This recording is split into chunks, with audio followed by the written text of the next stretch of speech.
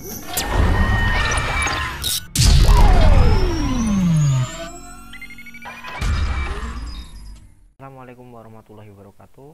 Masih bersama saya di Kampus Impian yang akan memberikan banyak informasi tentang dunia beasiswa, tentang perkuliahan dan masuk perguruan tinggi negeri. Dan pada saat ini saya akan menjelaskan tentang PDSS dan SNMPTN tahun 2021.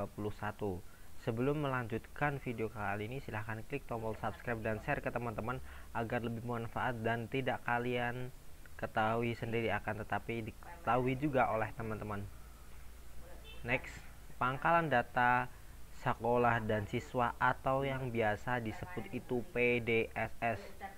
Nah, apa sih itu PDSS? PDSS adalah merupakan basis data yang berisikan rekam jejak kinerja sekolah dan nilai rapor siswa yang eligible mendaftar. Jadi PDSS ini melihat jenjang prestasi yang sekolah raih selama sekolah berdiri sampai dengan saat ini. PDSS mengakomodasikan kurikulum nasional 2006 KTSP dan kurikulum 2013 sistem paket dan SKS. Sekolah yang tidak menggunakan kurikulum dan nasional tidak diperbolehkan mendaftar di PDSS. Artinya, sekolah yang terdaftar ini hanya untuk yang menerapkan 2006, kurikulum 2006 dan kurikulum 2013. Selain daripada itu tidak bisa untuk mendaftar di PDSS dan tidak bisa mendaftar di SNMPTN. Untuk tahun ajaran tingkat yang sama, PDS mengakomodasikan perbedaan kurikulum antara semester ganjil dan genap. Dan selanjutnya pengisian PDS dilakukan oleh sekolah dan kebenaran data yang diisikan menjadi tanggung jawab kepala sekolah. Jadi PDSS ini itu yang mengisi adalah sekolah, bukan siswa, dan ditanggung jawab oleh kepala sekolah. Artinya kalian tidak usah muluk-muluk untuk mengisi PDS dan akan dilakukan oleh sekolah. Baik, untuk peraturan SNMPTN tahun 2021 itu ada persyaratan sekolah, persyaratan peserta, dan pilihan program studi. Artinya ini mempunyai tanggung jawab sendiri-sendiri untuk sekolah sendiri, untuk peserta sendiri, dan pemilihan program studi. Persyaratan sekolah ada SMA, MA, dan SMK yang mempunyai NPSN atau nomor pokok sekolah nasional. Jadi setiap dari sekolah yang ada di Indonesia itu mempunyai NPSN. Dan untuk ketentuan akreditasi itu yang pertama ada akreditasi A 40% terbaik di sekolahnya, akreditasi B 25% terbaik di sekolahnya, dan akreditasi C dan lainnya mempunyai 5% terbaik di sekolahnya. Misal dari sekolah di A itu mempunyai 100 siswa dan dia terakreditasi A, jadi yang dipilih atau yang bisa mengikuti itu adalah 40 orang yang ada di sekolah itu. Selanjutnya mengisi pangkalan data sekolah dan siswa atau PDSS. Data siswa ini diisikan hanya yang ilegal sesuai dengan ketentuan.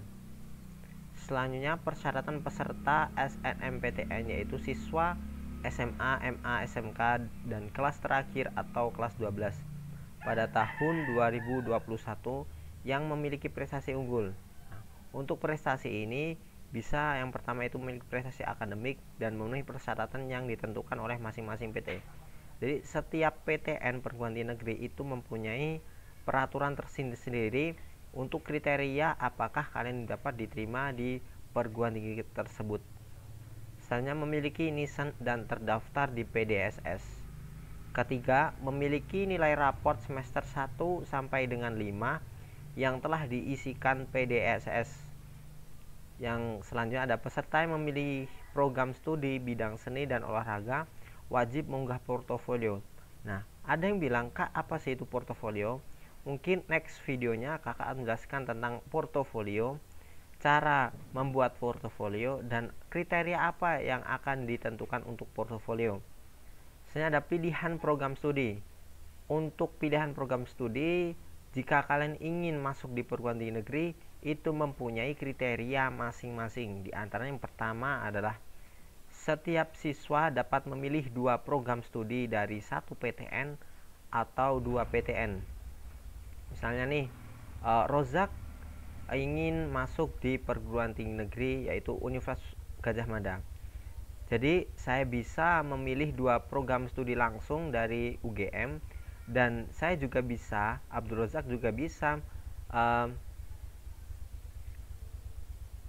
memilih dari prodi dari UGM 2 prodi dan 1 PTN Universitas Indonesia. Itu misal, jika memilih 2 program studi, salah satu harus berada di PTN pada provinsi yang sama dengan SMA, SMK, dan asalnya. Misal Abdul Razak berasal dari Jakarta, bisa untuk mendaftar di Universitas Jakarta atau UNJ. Jika memilih 1 program studi, dapat memilih PTN yang berada di provinsi manapun. Di ketentuannya itu yang pertama harus berasal dari program studi ataupun perguruan tinggi negeri yang ada di domisili. Lalu selanjutnya disarankan tidak lintas minat tergantung ketentuan PTN yang dituju. Apa sih itu lintas minat? Yaitu misalnya nih, kita berasal atau saya Abdul Razak berasal dari Soshum, akan tetapi saya akan memilih di jalur Saintek ataupun IPA. Misalnya nih, saya anak IPS ingin mendaftar di prodi farmasi, itu tidak disarankan. Akan tetapi untuk perguruan tinggi negeri itu mempunyai kriteria masing-masing.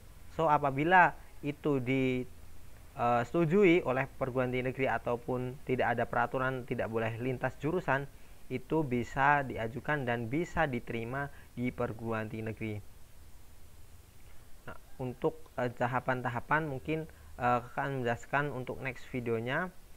Sebelum kakak menjalankan videonya, silahkan share ke teman-teman agar lebih bermanfaat, dan insya Allah kakak akan mengawal kalian dari SNMPTN mendaftar dan apa saja yang menjadi peraturan untuk di SNMPTN tahun 2021. Semoga kalian berkah dan berhasil untuk menggapai cita-cita meraih impian di perguruan tinggi negeri masing-masing dan perguruan tinggi negeri impian kalian.